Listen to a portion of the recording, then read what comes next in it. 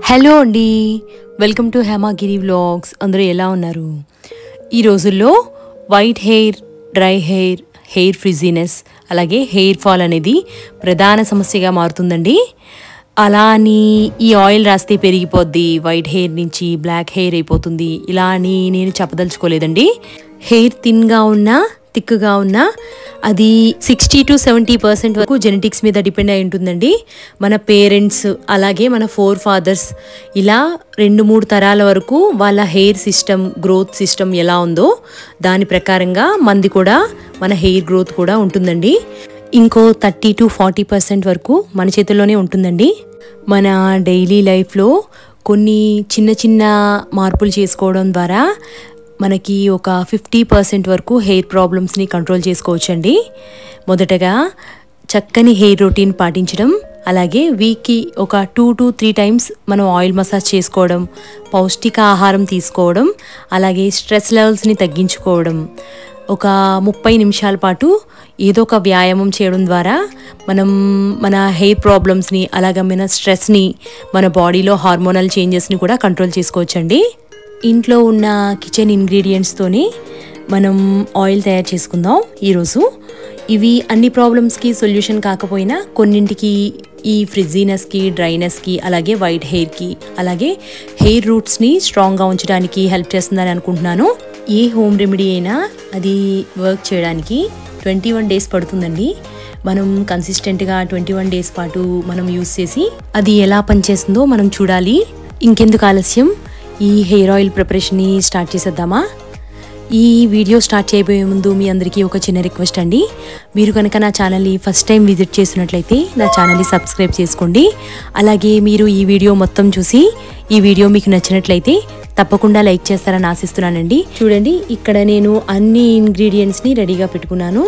ముందుగా కరివేపాకు అండి, 1 కప్పు నిండా కరివేపాకు తీసుకున్నాను నేను ఇక్కడ. ఇది గ్రే హెయిర్కి కానీ, అలాగే హెయిర్ రూట్స్ని స్ట్రెంథెన్ చేయడానికి కానీ చాలా బాగా ఉపయోగపడుతుంది. సీజన్లో దొరికే ఉసిరికాయల్ని ఎండబెట్టుకుంటే ఇలా అవుతాయండి. ఇవి ఇయర్ మొత్తం స్టోర్ ఉంటాయి. మనం కావాలంటే వీటిని మిక్సీలో గ్రైండ్ చేసుకొని పౌడర్ కూడా చేసుకోవచ్చు. ఇవి నేను ఒక చిన్న కప్పుతో తీసుకున్నాను. ఇక్కడ నేను 1 కప్పుతో గోరింటాకు తీసుకుంటున్నానండి. నేను పచ్చి గోరింటాకు తీసుకుంటున్నాను. మనం కావాలి అనుకుంటే హెన్నా పౌడర్ కూడా తీసుకోవచ్చు. నేను ఇక్కడ 40 నుంచి 50 దాకా మందారం పువ్వుల్ని తీసుకుంటున్నానండి. నా దగ్గర ఫ్రెష్వి అవైలబుల్గా లేవు, నేను ఇవి తీసుకున్నాను. మనం నూనె తయారీకి నేను ఇక్కడ కొబ్బరి నూనె వాడుతున్నానండి. నేను ఇక్కడ 2 liters దాకా మిల్లులో ఆడించిన కొబ్బరి నూనె తీసుకున్నానండి. కొబ్బరి నూనె తీసుకోవడానికి మెయిన్ రీజన్ ఏంటి అంటే దీని స్మోక్ పాయింట్ అండి. ఇది దాదాపుగా 175 నుంచి 200 degrees దాకా దీన్ని వేడి చేసినా దీనిలో గుణాలు ఏమాత్రం మారవండి. అలాగే తులసి కొన్ని రకాల హెయిర్ ప్రాబ్లమ్స్కి చక్కగా పనిచేస్తుందండి.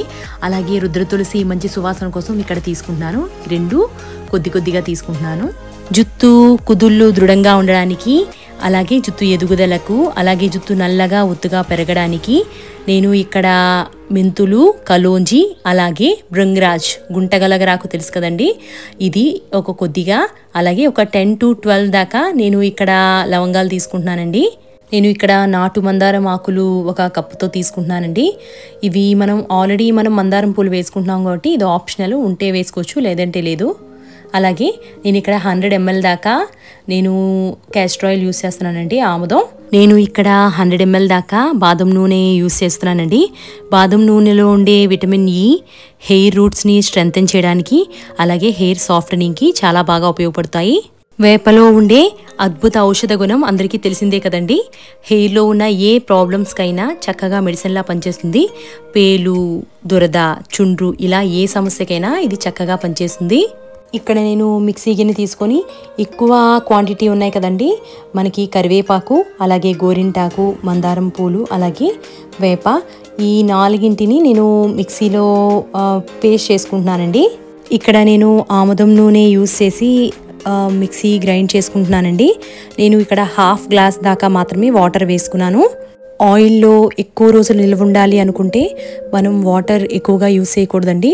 అది మనం బాయిల్ చేసినప్పుడు ఆ 1/2 glass వాటర్ కూడా మనం ఇక్కడ ఎవాపరేట్ చేయాలి.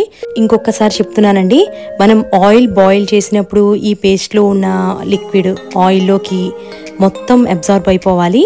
ఒకవేళ మనం లిక్విడ్ ఆవిరి చేసుకోకపోతే ఆయిల్ ఎక్కువ రోజులు నిల్వ ఉండదన్నమాట. మనం ఇక్కడ ఇంకొక విషయం చూసుకోవాలండి. మనం నూనె మరిగించడానికి మందపాటి వెడల్పు అలాగే పొడవుగా ఉన్న గిన్నెను మాత్రమే తీసుకోవాలి. లేదంటే నూనె మరిగించినప్పుడు పొంగిపోయే ఛాన్సెస్ చాలా ఎక్కువగా ఉంటాయి.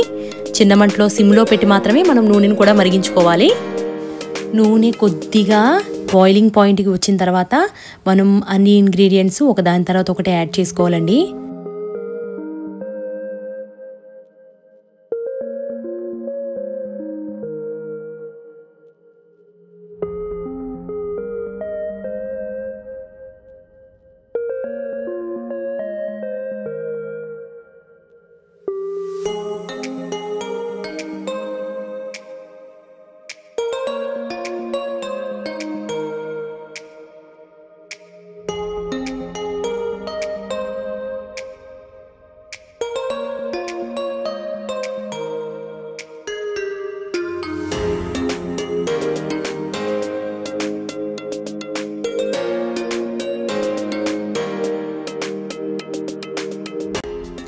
ఇలా అన్ని ఇంగ్రీడియంట్స్ వేసుకున్న తర్వాత నూనెని బాగా ఒక 10 to 20 మినిట్స్ దాకా బాయిల్ చేయాలండి. బాయిల్ చేసిన తర్వాత చూడండి మొత్తం ఆయిల్ మొత్తం గ్రీన్ కలర్లోకి చేంజ్ అయిపోయింది కదా. లో ఫ్లేమ్లో పెట్టి మాత్రమే మనం ఒక 10 minutes to 20 minutes దాకా బాయిల్ చేసుకోవాలండి. మనం వేసుకున్న వాటర్ అలాగే లిక్విడ్లో ఉన్న వాటర్ మొత్తం ఎవాపరేట్ అయిపోవాలన్నమాట. ఇలా మరిగించుకున్న తర్వాత ఒక నైట్ కానీ లేదా ఒక రోజు మొత్తం మనం ఈ ఆయిల్ని వడపోయకుండా ఇలాగే వదిలేయాలండి. దానిలో ఇంకేమైనా పోషక తత్వాలు ఏమైనా ఉంటే మొత్తం దిగిపోయి చూడండి ఆయిల్ నెక్స్ట్ రోజుకి ఇలా తయారైంది. ఇప్పుడు మళ్ళీ ఈ ఆయిల్ని నేను మరొకసారి లైట్గా వేడి చేసుకుంటున్నానండి. కొంచెం గోరువెచ్చగా చేసుకుంటున్నాను.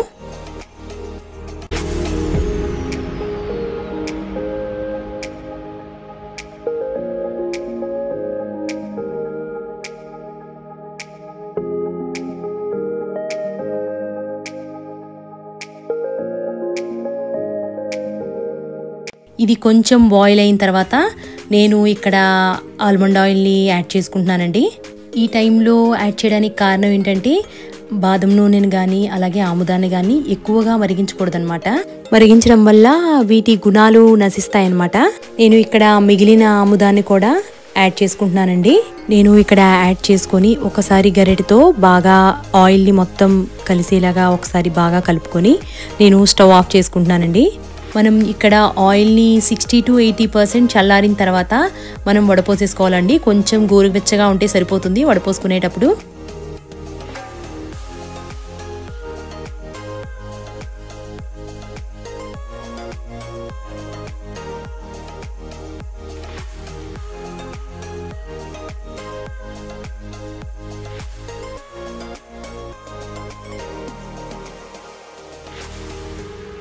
చూడండి ఇలా వచ్చిన ఆయిల్ని మనం ఇంకొకసారి డబుల్ ఫిల్టర్ చేసుకోవాలండి.